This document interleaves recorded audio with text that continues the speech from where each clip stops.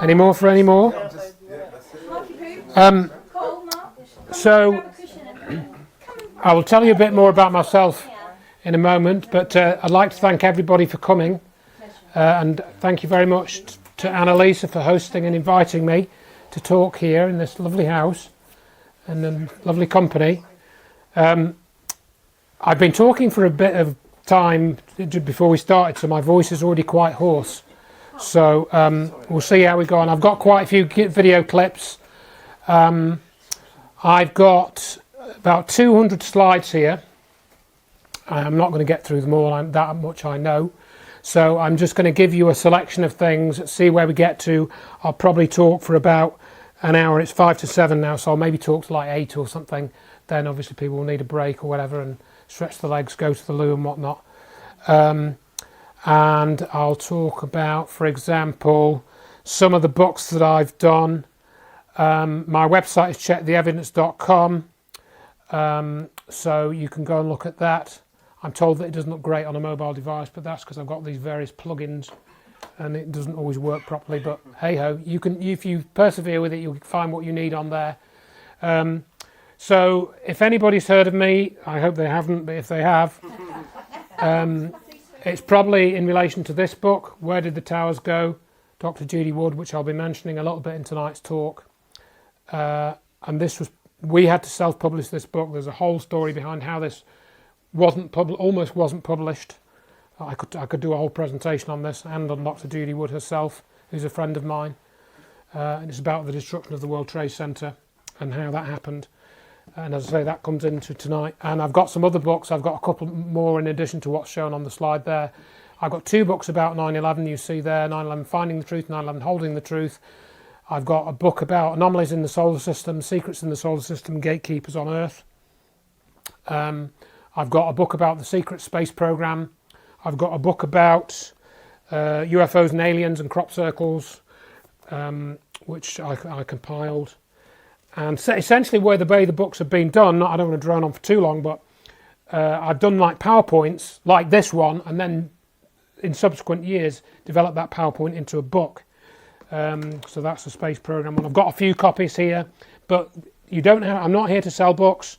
The main one for tonight is the Climate Change and Global Warming Exposed one, but these are all available as free PDF downloads. So you'll find them on checktheevidence.com. There's ebook versions available and stuff, so if you can't find anything and you want to find them, you can't find them, just let me know.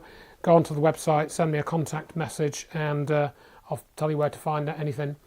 So a bit about my background. I'm from Yorkshire originally, and as you may well know, you can always tell a Yorkshireman, but you can't tell him much. And I had a UFO sighting at the age of about 10 or 11, and I wrote about that a little bit in my book. Not particularly interesting. I've had 4 UFO sightings in my life. And so I've always had a curious mind. I was told that I used to take all the clocks to bits in the house when I was about 3. I have no memory of doing that. Went to university, went to Lancaster, did a degree in computer science and physics. So I do know a bit about science, and it does have some value despite the corruption that's been going on over the last 50 or 100 years. And I worked in software engineering, so I'm a bit of a computer geek basically. And I now work, I'm not allowed to tell you this anymore, but I work for the Open University, although I'm not allowed to tell you that I work for the Open University. But that's another story that's kicked off last year. I still work for the Open University and I have no plans to stop working for them at the moment, but there's another little story to that. So my background is in like pulling things to pieces. How do systems work? Why does this software not work? This guy wrote this software. Why doesn't it work? It needs updating. Why doesn't this interrupt vector? Why is that wrong? Blah blah blah blah. And the last paid bit of software work I did was over 10 years ago now. And when my friend pulled out this module here for Toshiba, we did this job for Toshiba. We went over to Japan. I've been to Japan a couple of times. You can see the number there, which came out when he pulled it out of the box, which rather surprised me at the time. So there you are. Synchronicities hit you, don't they? And so it was in 2003 I started looking into all the alternative knowledge scene, and that was when we got broadband, and that's eventually what led me to here today. So This is all presentations all about climate change, global warming. I should have updated it a bit. I haven't really, I didn't get around to it, but you'll see what's here, and I will bring in some additional bits and bobs as they become relevant or at the end. So let's hear from this guy, see if this works, if the audio comes up. All our society is run by insane people for insane objectives. And I think that's what I sussed when I was 16 and 12, way down the line. But I expressed it differently all through my life. It's the same thing I'm expressing all the time, but now I can put it into that sentence that I think we're being run by maniacs for maniacal ends, you know. If anybody can put on paper what our government and the American government, etc., and the Russian, Chinese, what they are actually trying to do, you know, and what they think they're doing, I'd be very pleased to know what they think they're doing. I think they're all insane. You know, but I'm liable to be put away as insane for expressing that. You know, that's what's insane about it. So there you are. That was 1968. He said that, and you know, if you can get hold of it, I've got a copy myself. But there's a film called The U.S. versus John Lennon. It's a very interesting film about how they went after him, and you know, Nixon administration hated Lennon, and you know, because he was a very powerful figure. And now they tried to get rid of him, and he was shot, I think, 3 weeks after Reagan won the election. 1980. Yeah, so I don't think that's a coincidence myself. So there you are.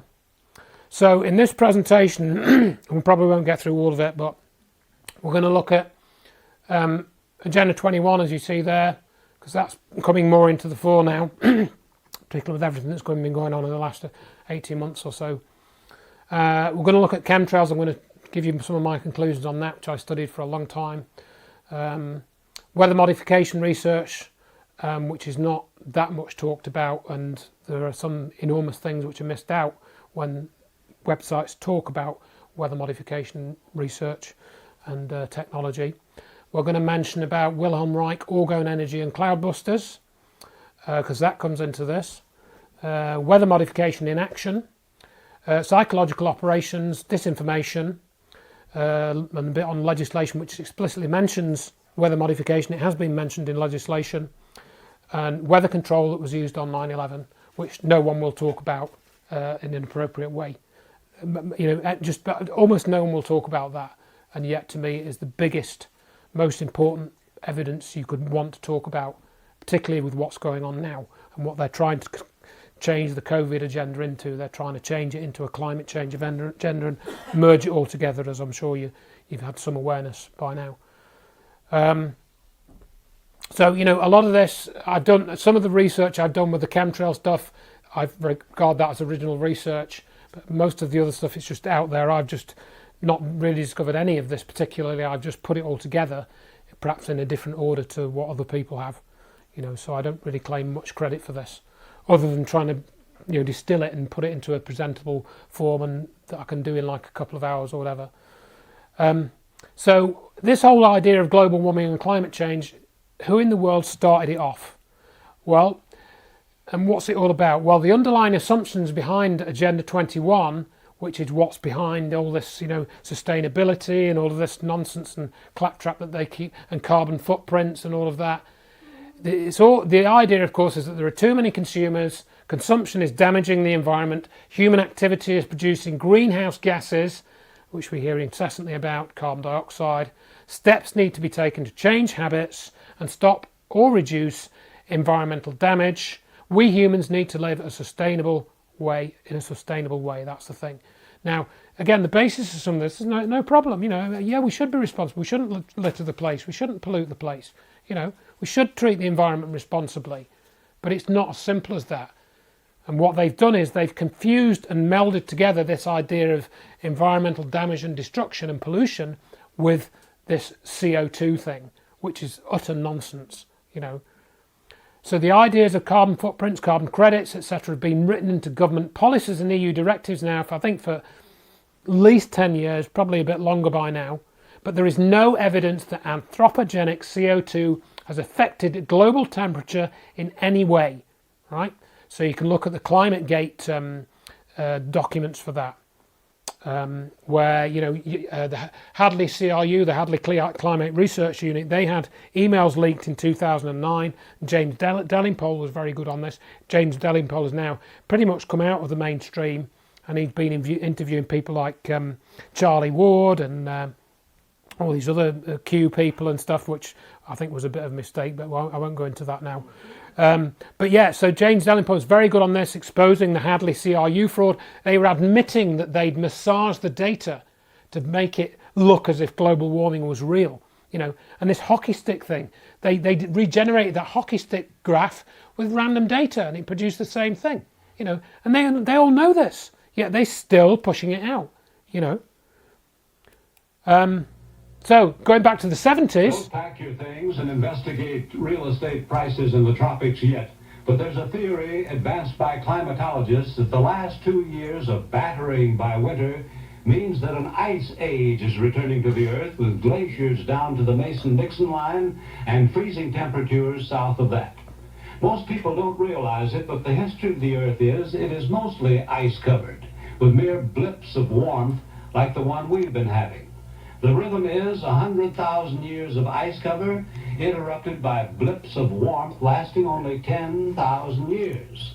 Our period has now lasted its allotted 10,000 years, going on 11, and signs of cooling have already begun. They began about 1945. Homely things like the flight of the heat-loving armadillo from Nebraska to Mexico, steadily cooler ship readings of Atlantic waters, shorter crop-growing seasons, more summer frosts in our upper Middle West. Then there are computerized esoteric data I can neither explain nor understand. A consoling thought is at least an equal body of climatologists believe the cooling itself is a blip and the warmth will resume. But a reporter outraged that man can go to the moon but can't do anything about the common cold may be forgiven for leaning to the pessimistic view. Perhaps when my cold improves, my view will too. But right now, with a bottle of aspirin in one pocket and vitamin C in the other, the bleak view is attractive. Misery loves company, and the theory of an onsetting ice age promises lots of it. Harry? Thank you, Howard. Again, tonight's top stories. Unemployment falls off sharply to the lowest level in 3 years. So this, I think, was... The government declares cigarette smoking public enemy number one. There you are. Egypt and Israel open military negotiations. And 2 Russian cosmonaut crews link up in space orbit. That's the news. Good night. So I think that would have been, I think the Apollo-Soyuz link-up was 76, was it, or 75? Anybody remember? Anybody else? Around about then, so that's mid-70s. They're talking about a new ice age. And in fact, some people have been talking about that again now recently. There's that Ice Age farmer, isn't there? One of his sites, and there's a few other people that have saying the same thing. And with evidence as well, So it's more of a fashion than science. It's more of a narrative. Yeah. We know it's a narrative. It's not really based on science. They pretend that it is, but it's not. And I'm not really going to go into the science that much, because it is man-made CO2. It isn't man-made CO2. There's hundreds of YouTube videos on that.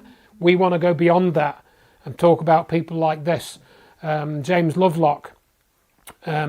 He was a world-renowned scientist and environmentalist whose Gaia theory that the Earth operates as a single living organism has had a profound impact on the development of global warming theory. Lovelock's invention of the electron capture detector, come in and don't worry about coming past. Lovelock's invention of the electron capture detector in 1957 first enabled scientists to measure CFCs, that's chlorofluorocarbons, and other pollutants in the atmosphere, leading in many ways to the birth of the modern environmental movement. So you can trace the roots of it back to then. And in April 2012, James Lovelock, the godfather of global warming, gave a startling interview to MSNBC.com in which he acknowledged he had been unduly alarmist about climate change. And Lovelock in 1954 did receive some funding from the Rockefeller Travelling Fellowship in Medicine. So they come up again and again. And in fact, I learned as a separate thing after I'd done all of this, that it was the Rockefellers that were funding things like research into the Big Bang, which is another of the sort of fundamental areas of scientific research in astronomy. And another of the prime movers in the global warming sort of psychological operation, whatever you want to call it, was this fella on the left, Maurice Strong. This, of course, is Kofi Annan. And Maurice Strong, he basically, in the 60s, having become very rich himself, Maurice Strong on the left, from Canada's oil industry, he came to see that the key to his vision was environmentalism.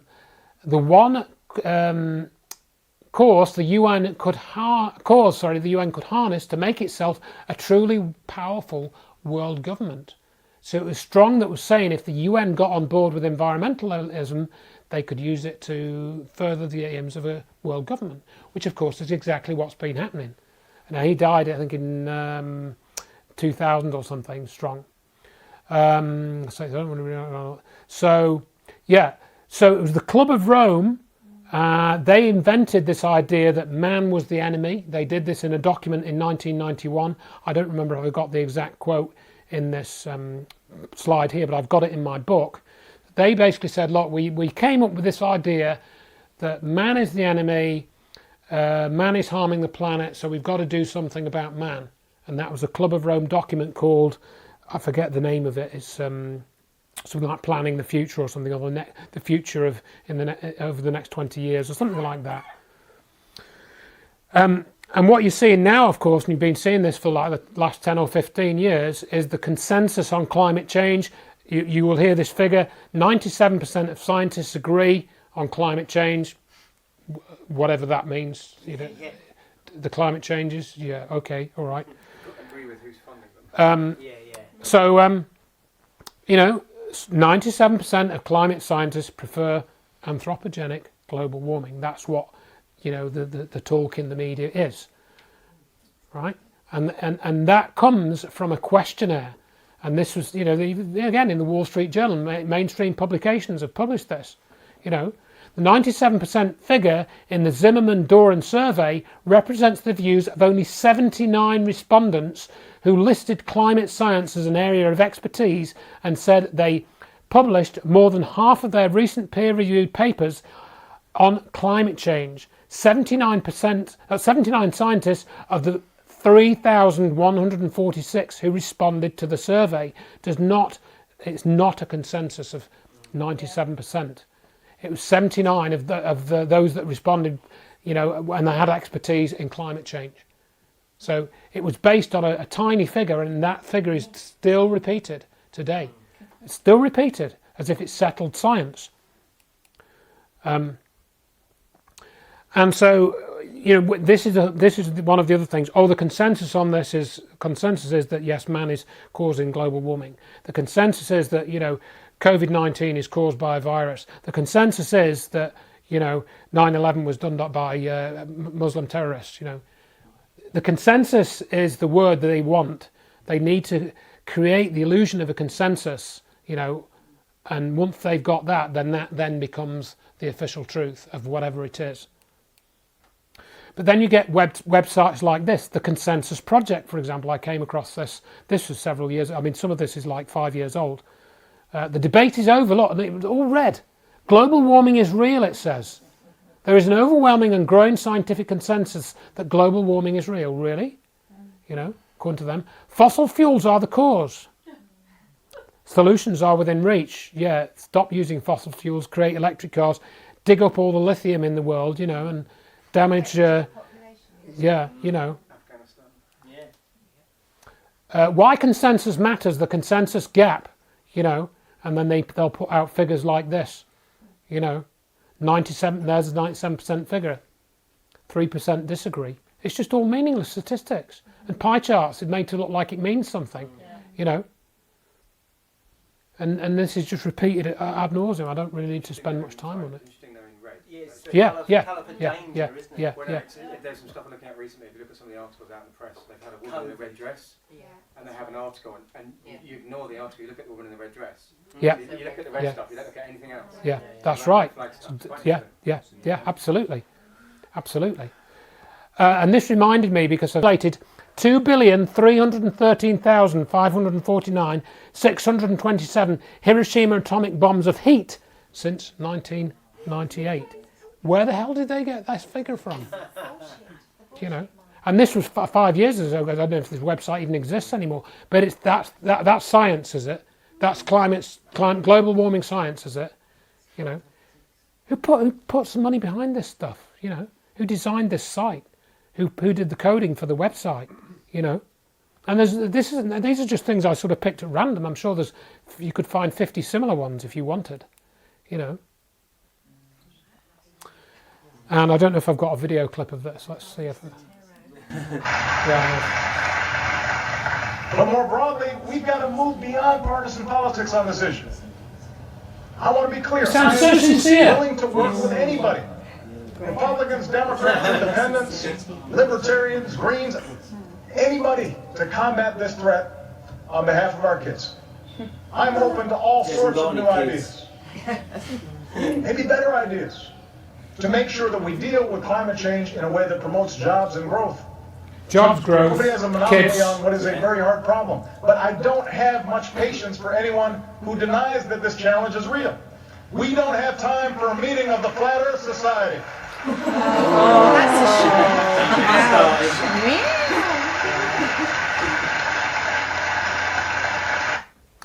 So there's an association link, and this is why the Flat Earth PSYOP has been brought out for those who've looked into things and looking at this stuff on the web and still don't know whether the Earth is a globe or not. It is a globe, folks. Don't be taken in, please. That's why that was put out, so that Obama could do things like that. I've had people have deliberately tried to associate me with Flat Earth, and I've got articles about that and the evidence on my website, and I'm sick of it, you know. In fact, only the other day, I was doing an interview with a lady in Canada called Rosemary Frey. She had her own BitChute channel. She posted the interview that we did. This was like Wednesday last week or something. BitChute. It had like 50 views on this video or something. First comment. Interview Eric Dubé, the first commenter said. Who's Eric Dubé? He's a flat earther. First comment. Right, this applies to everything that's going on now. But an experiment is not a public opinion poll. It examines behavior under the pressure of social forces, as the experiment of Solomon Asch reveals. The experiment you'll be taking part in today involves the perception of lengths of lines. As you can see here, I have a number of cards, and on each card there are several lines. Your task is a very simple one. You're to look at the line on the left and determine which of the 3 lines on the right is equal to it in length.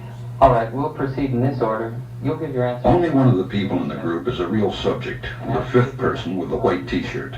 Okay. The others are confederates of the experimenter and have been told to give wrong answers on some of the trials.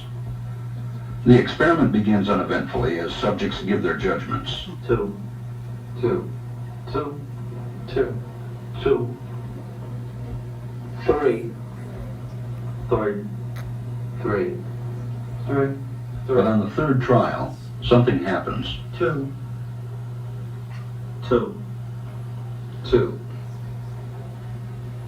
2, 2. The subject denies the evidence of his own eyes and yields to group influence. Asch found subjects went along with the group on 37% of the critical trials. But he found through interviews that they went along with the group for different reasons. 1. They must be right. There are 4 of them and 1 of me. 1.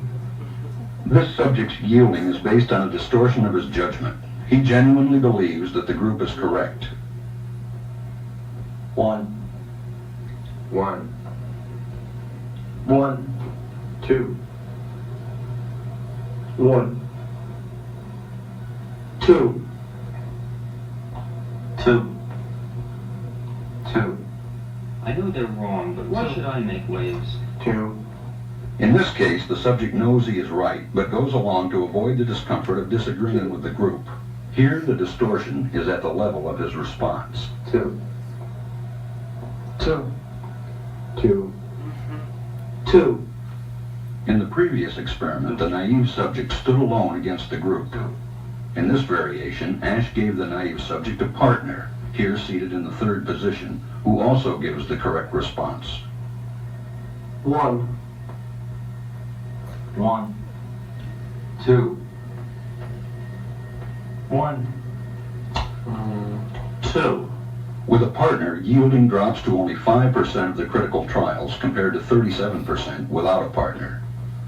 Although subjects report warmth and good feeling toward the partner, they typically deny that he played a role in their own independence. The partnership variation shows that much of the power of the group came not merely from its numbers, but from the unanimity of its opposition. When that unanimity is punctured, the group's power is greatly reduced. Sometimes we go along with a group because what they say convinces us they are right. This is called informational conformity. But sometimes we conform because we are apprehensive that the group will disapprove if we are deviant. This is called normative conformity. The strength of the normative factor is shown in another variation carried out by Ash. In this variation, the subject is told that because he had arrived late, he would have to write his answers. Subjects in this private response experiment are exposed to the same amount of misleading information as other subjects, but they are immune from any possible criticism by the group. 1, 1. And this enormously reduces the pressure to conform. Conformity drops by 2/3. Ash's experiment is a classic. It reveals how people will deny what they see and submit to group pressure. It allows us not only to observe conformity, but to study the conditions that increase or reduce its occurrence. So I don't think any of you probably in this room that's of any surprise to, but perhaps I think what is more useful, it has actually, scientific studies have been done on this and written up in the psychology literature and stuff, and that's something you can go and check for yourselves. So, and of course that I put it in the context of the climate change agenda and getting everyone to agree that it's CO2 is the biggest problem, but of course it applies obviously to everything that's going on with COVID and everything and the vaccine, all of that. It's the same, psychology that's at work. So, how do you deal with non-conformists? Well, you know the answer. Again, I think there's probably a few people have experienced it personally now, whereas before not so much. And this is, so you probably recognise this film there at the bottom. This is my friend that did this. That's right, yeah. Donald Sutherland, yeah, Donald Sutherland. Oh, David Bellamy, yeah. Yeah, he actually. There's a kind of strange kind of link here. You know that picture of me as a kid that I played at that I showed at the front. Well, I was actually standing next to my brother, who graduated from Durham University, and he did a degree in botany. And David Bellamy was one of his tutors at Durham, because David Bellamy used to tutor at Durham. So, an 18-year environmentalist. I think he's probably nearly 90 by now. I think this story's. I've got a link at the bottom there. He admitted that his scepticism signalled the end of his career as he had known it. From that moment, I really wasn't welcome at the BBC, he said. They froze me out because I don't believe in global warming. My career dried up, I was thrown out of my own conservation groups, and I got spat at in London. And this guy used to be on TV every week. I remember Lenny Henry doing impressions of him when I was in my teens. Yeah, I think there is somewhere. I think I know that if anybody's heard of a chap called Justin Walker, who has had some association with UK Column, kind of a tangential one. There's a bit of a story behind that as well. But I know that Justin Walker went to see David Bellamy probably about 9-10 years ago, and found him to be a very likeable chap. And I talked about the Hadley CRU thing. I was hoping this would expose it all, but again, it's, using one of the quotes here, this is what I was talking about earlier. I've just completed Mike's nature trick of adding in the real temperatures to each series for the last 20 years, i.e. from 1981 onwards, and from 1961 for Keith's, to hide the decline. In other words, they actually found evidence that the global temperature was declining. It was going down, which was what they said in that 70s news report. Yet they admitted in emails they fudged the data to hide this. It's all in there. There's a study out from Germany about 4 weeks ago. Right. Saying that they proved that the temperature has been dropping for the last 2,000 years. Yeah. I put it up and I put it on my thing, on my Facebook thing. I've just got ripped to pieces, like, Yeah. fucking reports. Yeah. And it's just, and I was like, oh, fine, whatever. Ash conformity for you, you know. I always turn around and go, the Maldives sunk yet. Yes, Yeah. That really fucked people are people still off. booking holidays. And I've got a link for the money invested and the new hotels built since 2012 in the Maldives. And it's billions. It's like, well, would the banks be loaning money? Exactly. The average island is 2.5 There's- metres. They'll be doing it. That's it. And there was somebody posted on Facebook, a chap who lives near Whitley Bay, who I met, who did a talk up there, and he's a nice chap. And he said he'd just been down to the beach with his dog, and it was an exceptionally low tide, and there was a shipwreck you could go and see, you know, and he'd been to see this part of the shipwreck because it had been revealed by the low tide, you know, especially gone to see it, you know. And I said, oh, that's the sea level rising due to global warming then, isn't it, you know. So that was a couple of weeks ago, you know. Yeah, and again, we've seen this with COVID, celebs getting involved. Let's see about this one. This is pretty, you might not have seen this. 10-10, no pressure. I've got a video clip here. This is, I couldn't believe this when I saw it. This is an edited down clip. Right, kids. This is pretty shocking. This was about 10 years ago. I'd like to run by you. 8, 9, 10 years ago. 10. The idea is everyone starts cutting their carbon emissions by 10%, thus keeping the planet safe for everyone eventually. Now, this hasn't got to be a huge thing, but I would love it if you and your families would think about doing something. What sort of thing, miss? Well, like getting your dad to insulate the loft, or taking your next holiday by train instead of flying, or buying energy-saving light bulbs. We're thinking of using our car less. I'm going to cycle to school. That's fantastic, Jemima. Now, no pressure at all, but it'd be great to get a sense of how many of you might do this. Just a rough percentage. That's fantastic. And those not? Philip and Tracy. That's fine, that's absolutely fine. Your own choice. Okay, class, thank you so much for today, and I will see you all tomorrow. Oh, just before you go, I just need to press this little button here. Everybody, please remember to read chapters 5 and 6 on volcanoes and glaciation, except Philip and Tracy. Right, just on that 10-10 thing, had some brilliant ideas from lots of you how the firm can cut down emissions by 10%. Just quick show of hands, everyone who wants to get involved. Great, that's nearly everybody. And yeah, just for the record, no pressure. Those who aren't quite convinced by it yet. Oh. Cool, it's no problem. Your choice. Okay, so those of you planning something here or at home should probably get working on it. Oh, gorgeous. Those of you who aren't,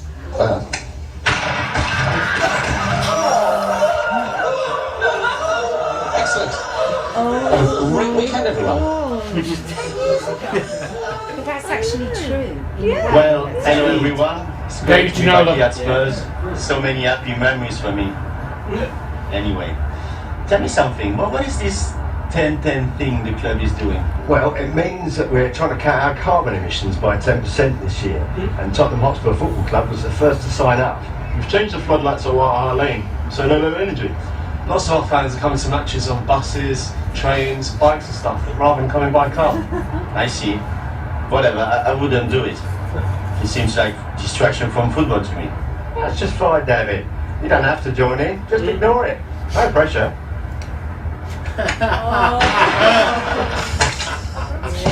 Well, let's do some penalties. So that created public outroar when it was shown. I think they withdrew that within 24 hours. I'm sure you're not surprised. Governments all tackling climate change in more than 40 countries. Care to join us? So, yeah. So what this, this triggered a backlash and withdrawn after 24 hours, I think. Why was that done though? Obviously we saw, you've got your own thoughts about it and some pretty obvious ones, but why was it even put out? Richard Curtis had a hand in creating that, the guy who created Blackadder. So what's the point in it? What was it done for? Well, what I have to say, I'm shocked and appalled by this, and I'm on their side. The reaction to it has largely been negative, and the whole saga entirely self-defeating. The very people it was presumably meant to invite to be part of 1010, feeling understandably judged, revolted and assaulted by it. I have supported 1010 and will continue to do so, but with regard to this film, I have to say, not in my name. This does not represent the movement against climate change, of which I count myself a part.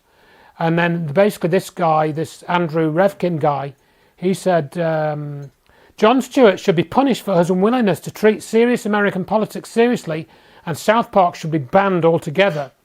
Given the desperate state of today's world, more violent and filled with hatred, pain and suffering than any time, there is simply no place for this stuff. It's time for humour to be added to the list alongside polio and tuberculosis as things to eradicate in our lifetime. He wants to eradicate humour. Because this was meant to be funny according to someone's definition of humour. So you see that they're trying to create outrage to create a certain outcome, which is more censorship. You know. So it's a whole, mind, So where is all this coming from? Where, well, as we know, it's coming from the UN, a lot of it. And the UN published this Agenda 21. So what's the UN? 1st of January 1942, the name United Nations is coined by United States President Franklin D. Roosevelt, and it was first used in the Declaration of United Nations of the 1st of January 1942, and I didn't realise it was during the Second World War. I thought it was afterwards, so that was news to me when I read this. When representatives of 26 nations pledged their governments to continue fighting together against the Axis powers, so it started because of that. October 1945, the United Nations officially comes into existence, so it officially came into existence at more or less the end of the Second World War. Representatives of 50 countries met in San Francisco at the United Nations Conference on International Organization to draw up United Nations Charter. Those delegates deliberated on the basis of proposals worked out by representatives of China, Soviet Union, those interested in the first two, the United Kingdom and the United States of Dumbarton Oaks, and the United States in October 1944. United Nations General Assembly selected New York City as the permanent home of its headquarters in 1946, and John D. Rockefeller, again, offered $8.5 million to purchase a 6-block tract of land along the East River for the headquarters. And I learned later, I think after doing this slide, do you know what was on that site before it was the UN building? An abattoir. No. Yeah, apparently so. Yeah. So there was Declaration of Common Purpose. That came in United Kingdom, October 25th, 1957.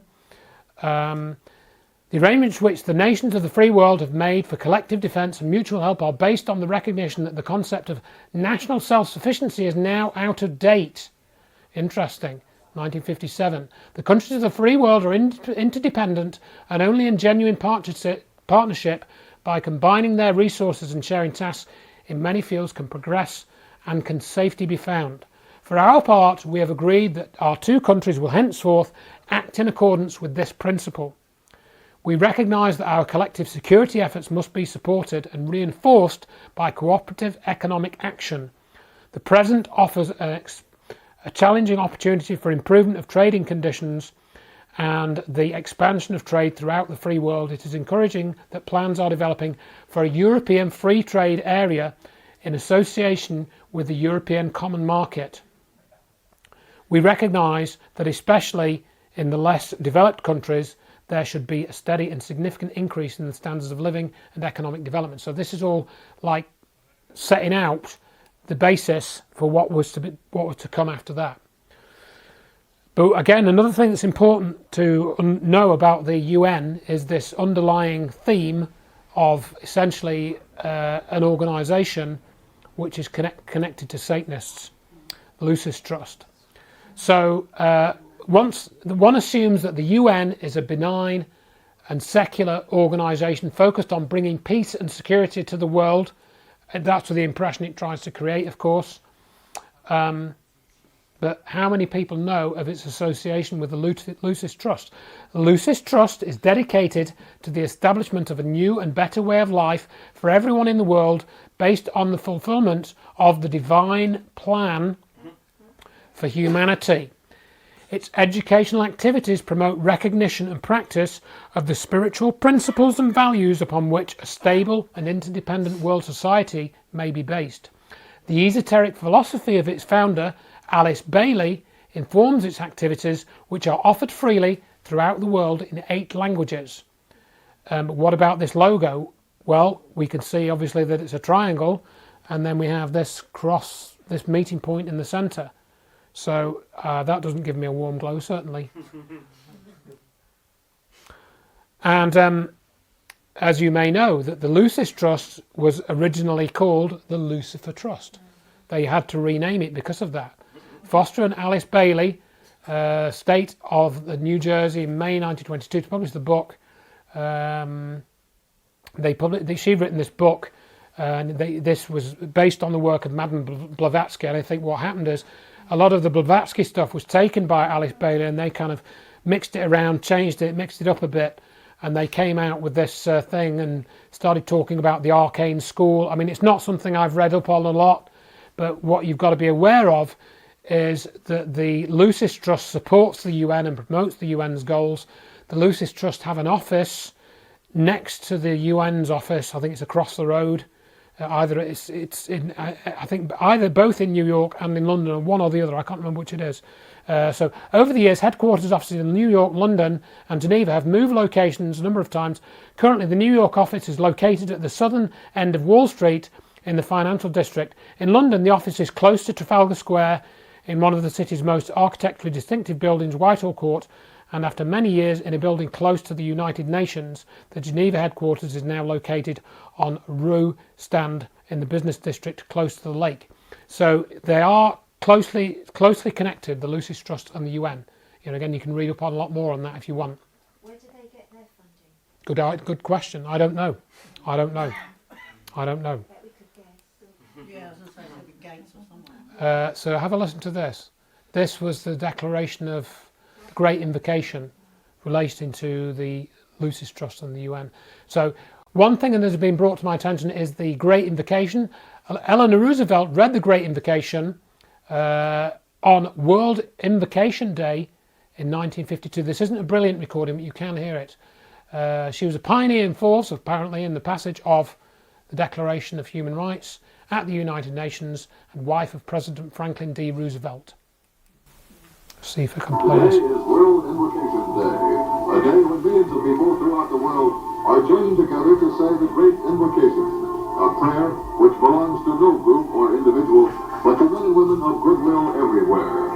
The Sunday editor of the New York Times has said, "We need, in addition to the A-bomb and the H-bomb, what I call the S-bomb, the spiritual bomb." You are invited to share in the meditation of the Great Invocation as it is repeated by an outstanding American, Mrs. Franklin D. Roosevelt. This is Mrs. Franklin D. Roosevelt speaking from New York within the United Nations building. We're living today in a troubled world. In many parts of the world, people have a sense of discouragement as to whether they will ever solve their difficulties. And it seems to me that those of us who feel that a spiritual leadership is necessary in the world are looking for ways in which to express what we feel. And someone sent me the other day an invocation. It is called the Great Invocation. And it seems to me to express the aspirations held by many people throughout the world, so I'm going to read it to you on this program. The Great Invocation. From the point of light within the mind of God, let light stream forth into the minds of men. Let light descend on earth. To the point of love, in the heart of God, let love spring forth into the hearts of men. May Christ return to earth.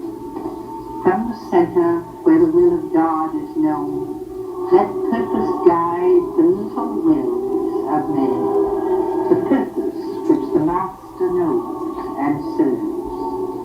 From the center which we call the race of men, let the plan of love and light work out, and may it seal the door where evil dwells.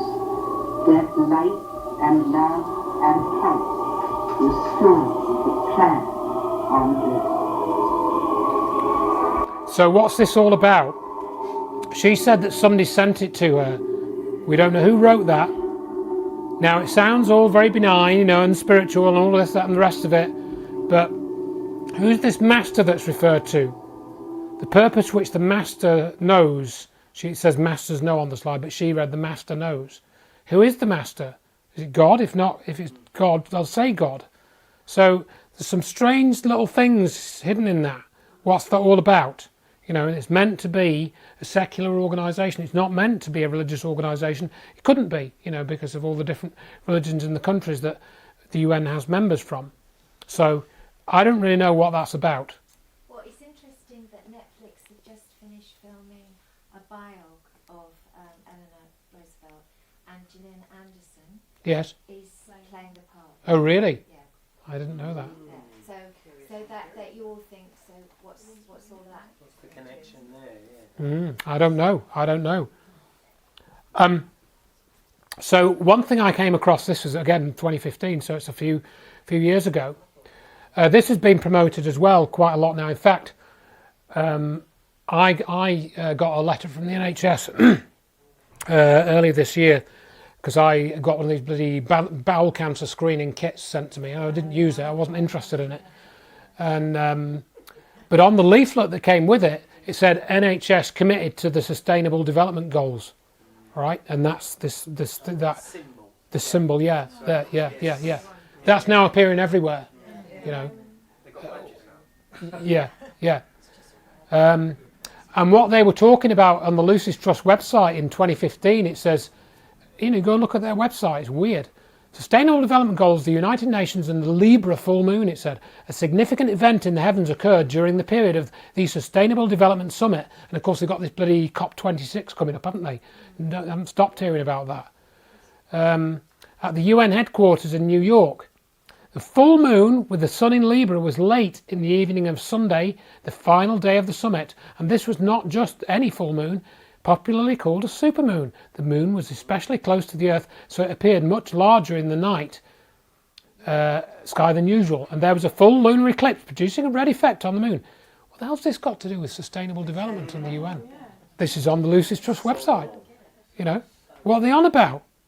You know? So there's something weird going on. So, talking a bit more about sustainability, we've heard this word a lot in the last, I'm sure you've heard it all, and of course we all know that these face masks that everyone wears is totally sustainable and there's no ecological damage from those, no problem, you know, and they're all biodegradable as we know, you know, so there's no problem, is it? So, so these concepts of the UN and sustainability, this has all come down from the UN, right? It started in the early 90s. These concepts first were sort of embodied really in this document, or formally embodied, you might say, in this Agenda 21 document. You can buy this off Amazon if you want. It's a PDF downloadable as well. It's got 350 pages, I think. So these concepts about sustainability, and look at this logo as well here. What is this? It looks like a globe being held in a hand, doesn't it? What does that tell you? Global control, anyone? Yeah. It seems these concepts first talked about in this document, the global warming propaganda had been underway for several years. By 1992, they started to talk about, you know, global warming based on carbon dioxide and stuff. And of course, this Agenda 21 is agenda for the 21st century, of course, because we weren't into the 21st century by then. 350 pages long. So yeah, so you can go and read it if you want. But the other thing that you ought to read as well is this lady's book, Rosa Corey, who's sadly no longer with us. She died earlier this year, sadly. She wasn't a young lady, but she wasn't particularly old. I think she was 70 or something. Really good lady. Sad to hear that of her passing. But her book is very good. I've read her book. She was a forensic commercial real estate appraiser specialising in eminent domain valuation. A former branch chief for the California Department of Transportation, 28-year career in litigation, etc. But anyway, I won't read all of that out. She basically was doing work in local property deals and planning, permission, environmental statements and that sort of thing. And she came across this Agenda 21 cropping up in the documentation. She didn't know what it was. And she started to realise that this had come from the UN. It wasn't a local thing. So she did more research into it. And I think I've got a clip with her. Let's see. Yeah. Well, I mean... You don't have to discuss that. I've read the documents. I've looked at all that stuff, and I'm pretty familiar with the objections to it. No, that's cool, but I want to tell you, in my opinion, what it is, okay? It's the blueprint, and it's an action plan to inventory and control all land, all water, all minerals, all plants, all animals, all construction, all means of production, all information, and all human beings in the world. Do you think that this is the action plan for one world government? Well, it was. Sorry, but with it, that without necessarily eliminating the sovereign, the political blocs called nations. No, I think that it will eliminate the political blocs called nations. I think it's, we're in the process of seeing that right now with the mega regions being established. So, just to get back to it, in your opinion, what Agenda 21 represents is a blueprint for one world government. I would say that what it is exactly what I said it is. It's an inventory and control plan, and it's totally comprehensive. Yeah, so isn't that... So ultimately, when you have inventory and control of all elements of every aspect of your life, then at that point, then it doesn't much matter who it is that's running your life. Whether you have, which I do think that it will lead to an erasure of boundaries, such as you're seeing in, with the EU. And I take it that in this hemisphere, things like NAFTA represent what you're talking about. Yes, and the EU began with a trade agreement. And I think that with mega regions, which if you go to America2050.org, which is a project of the Regional Plan Association, you'll find that mega regions actually include part of Canada and part of Mexico. Well, what I'm saying is that of course, that George H.W. Bush signed on to Agenda 21, right? Okay, and that the President's Council of Sustainable Development was created to implement Agenda 21 in the United States. Okay. All right? And many, many cities across the nation are members of ICLEI, which is the International Council of Local Environmental Initiatives, which is engaged in... Okay, so when you're talking about that, whether the Congress ratified that or not, it is having a huge impact on our laws and our policies all across the country. That's what I was getting at. In other words, the idea is informing the law, and you're concerned that's your concern.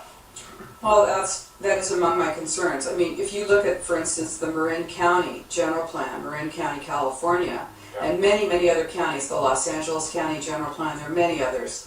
Right in it says that it's influenced by the Brundtland Commission of 1987, and they show the the interlocking circles of Agenda 21, social equity, environment, and the economy, right in that document. Well, let's get back to the politics of this, because I don't want to take up an enormous amount of time. It's not going to come here, although I appreciate you making it so much available.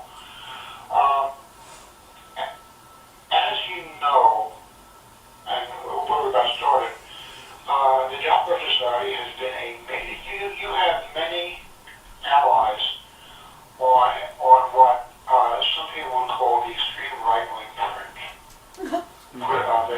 that are active with you in working this thing through. Tom Lee, for instance. And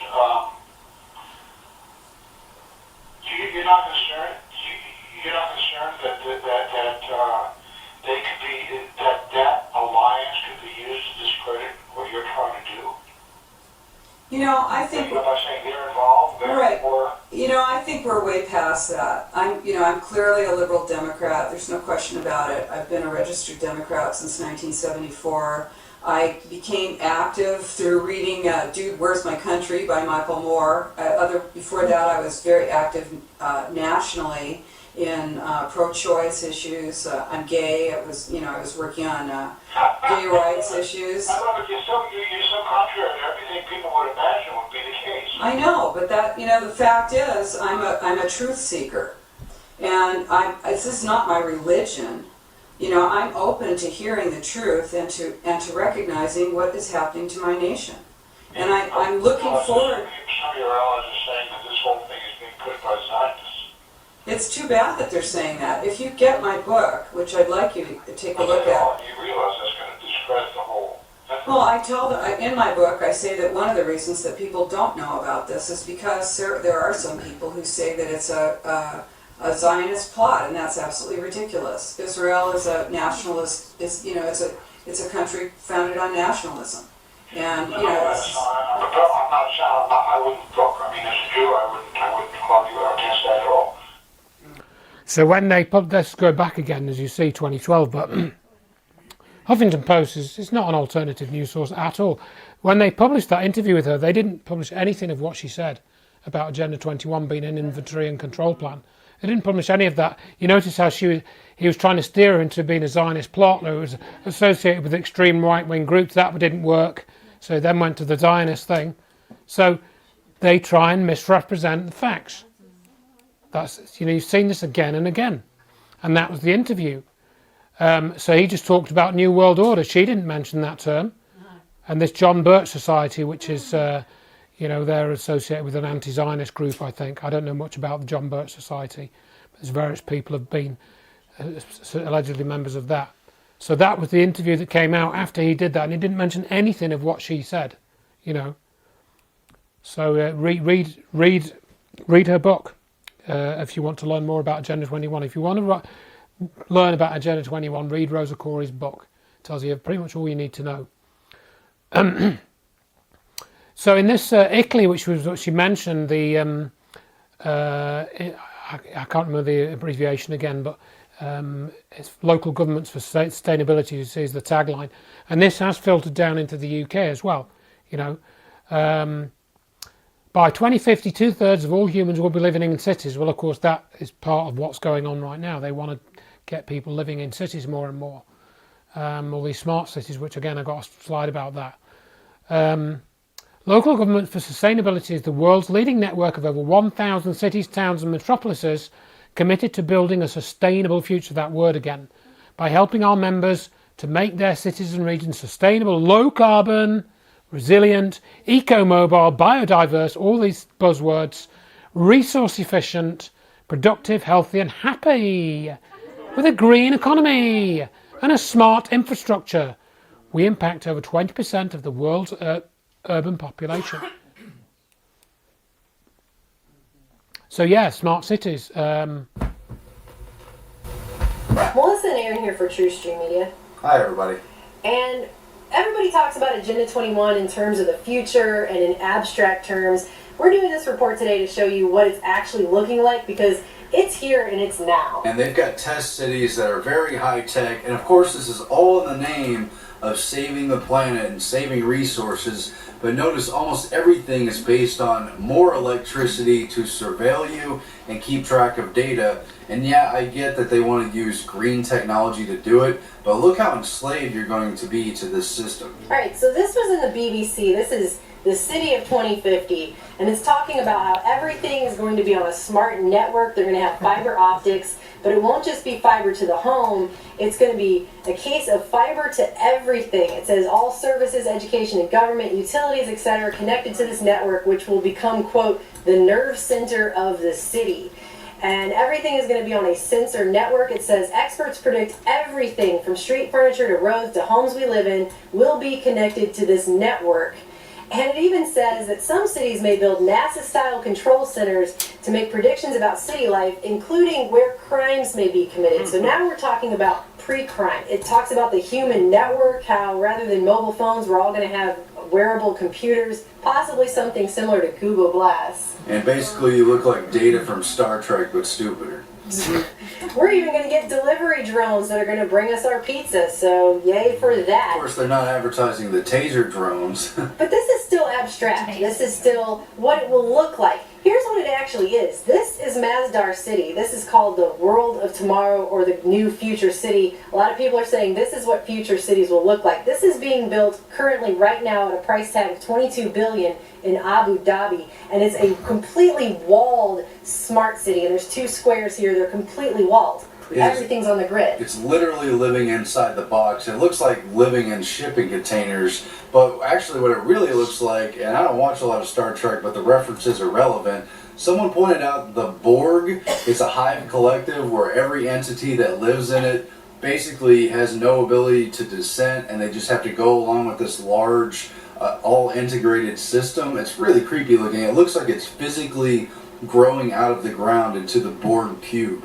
Well, and that's what it's going to be like, because everything is going to be on the grid, and all of that data will become one big mass. So this is Masdar City. It's a walled city, and it's supposed to be a completely sustainable, zero carbon, zero waste, car-free city. They even have these little personal rapid transit car things. I'm sorry, but it looks like a suntanning booth on wheels. It's like a rolling coffin. I thought smart cars were bad.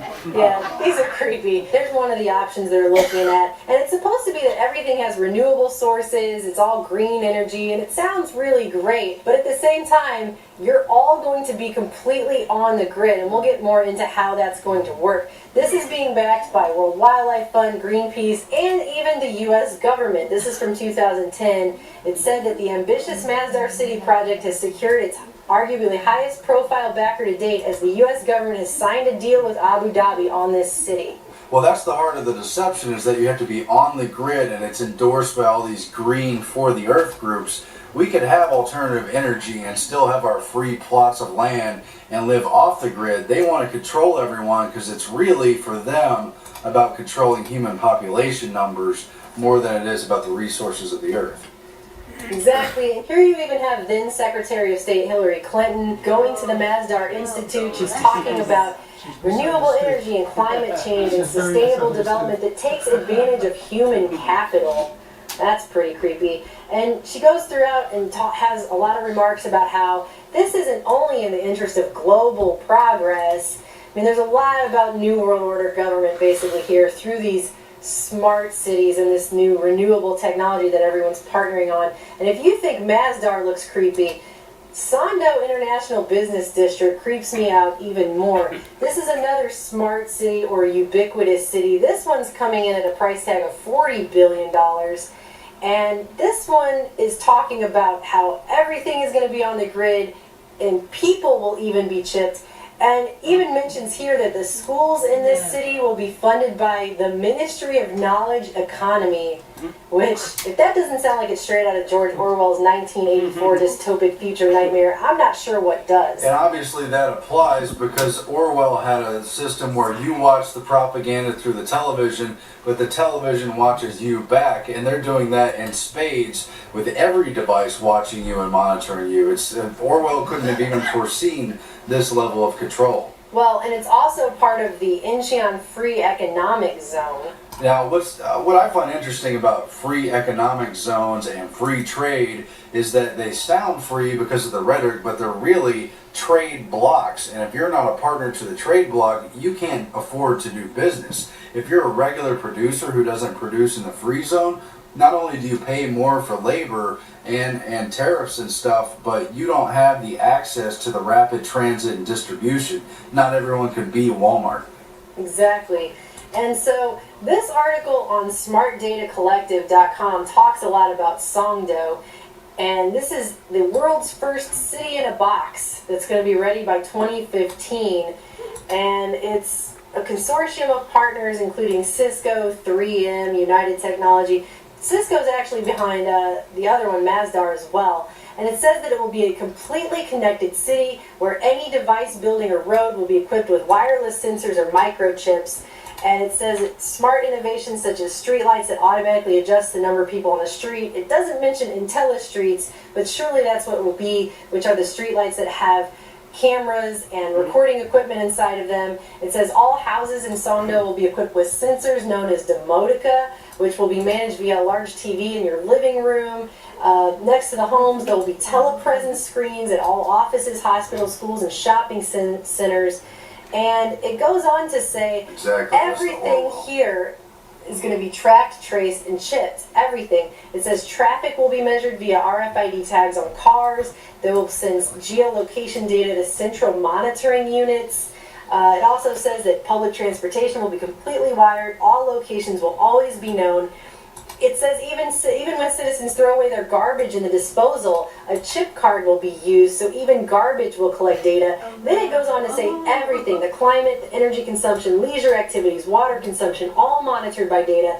Special cameras will keep Songdo secured, while children will wear bracelets with sensors so that kids can be found if they're lost while they're playing. Every single thing within this city is going to be tracked, traced, chipped, monitored, and recorded. And if they have their ducks in order, if it even works, where's the room for any freedom or any dissent in this society? Do you really want to trust the same governments that couldn't be trusted to collect taxes without going after political dissenters as the IRS did with Tea Party, or the companies that have been repeatedly caught charging more for electricity and other utilities because it's the summer or it's a deregulated climate and they can jack up the rates?